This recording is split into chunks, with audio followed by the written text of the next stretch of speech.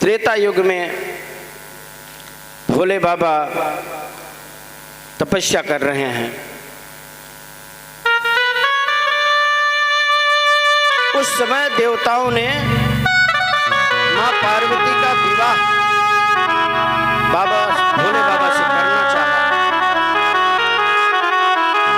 स्वयं भगवान आकर के भोले बाबा से अनुमति की, लेकिन वो समाधि में थे, उनकी समाधि टूट नहीं रही थी। तो देवताओं ने विचार किया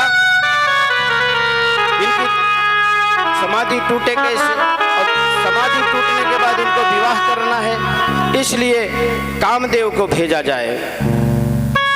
कामदेव आकर के वहां ऐसी स्थिति बना दिए कि अबला बिलो कहीं पुरुषमय, अब पुरुष सब अबलामयम, ये हालत हो गई। लेकिन भोले बाबा जब जगे तो तीसरी आंख खोल दिए, और जब तीसरी आंख खोले तो भयो काम जर छारा, जर के राख हो गया काम। अब काम की पत्नी दौड़ के आई, भगवान के पैरों में गिर गई, कहा भगवान मैं कहां जाऊंगी, आपने मेरे पति को मार दिया।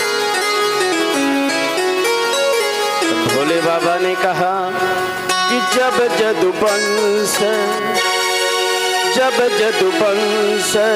कृष्ण अवतारा, जब जदुवंश कृष्ण अवतारा, जब जदुवंश कृष्ण अवतारा, जब जदुवंश, जब जदुवंश, जब जदुवंश कृष्ण अवतारा, होई हरण महामय भारा, होई हरण महामहि भारा, होई हरण महामहि भारा, जब जदुवंश, जब जदुवंश, जब जदुवंश। भोले बाबा कहते हैं देवी, जब यदुवंश में त्रेता युग में कृष्ण का अवतार होगा, उनके पुत्र के रूप में तुम्हारा फिर से जन्म, कृष्ण के पुत्र के रूप में तुम्हारा पति आएगा, और वहीं तुम अपने पति से मिल सकती हो। आज वो समय आया, मां रुक्मणी के गर्भ से प्रद्युम्न जी की उत्पत्ति हुई, और जैसे प्रद्युम्न जी का जन्म हुआ, एक राक्षस था शंबरासुर, वह कृष्ण से बहुत जलता था। अच्छा, यहाँ सबके मित्र ही नहीं होते, शत्रु भी होते हैं। कृष्णचंद्र जी के शत्रु भी थे शंबरासुर। वह प्रसूति गृह में से ही बालक को उठा के लेके चले गए और समुद्र में फेंक दिए। जब समुद्र में फेंक दिया तो प्रद्युम्न जी को एक मछली निकल गई, और वही मछली मछुआरा ले आकर के शंबरासुर के यहाँ दे दिया, शाम को भोजन बनेगा। और उनके यहाँ एक विद्यावती नाम की युवती रहती थी, जो भोजन सब पकाती थी, साफ सफाई करती थी। जब उसने देखा मछली को काटा, उसमें से प्रद्युम्न जी निकले, तब वो बड़े चक्कर में पड़ गई। वहां नारद जी आ गए। नारद जी ने कहा, देवी याद करो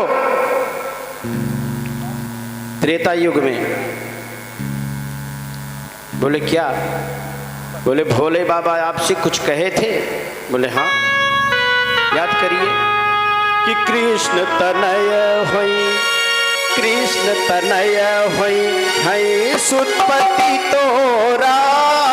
कृष्ण तनय हो यही पति तोरा, कृष्ण तनय हो यही पति तोरा, कृष्ण तनय, कृष्ण तनय हो, कृष्ण तनय हो यही पति तोरा।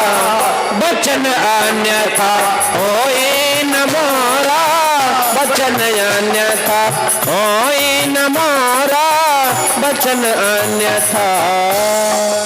देखिए, जितना कर्म बढ़िया रहेगा उतना सुंदर फल मिलेगा। विद्यावती प्रद्युम्न को लेकर के सेवन करने लगी, उनकी सेवा किया और लेकर के प्रद्युम्न जी जब बड़े हुए, शंबरासुर को मारकर अपने द्वारिका नगर को आए।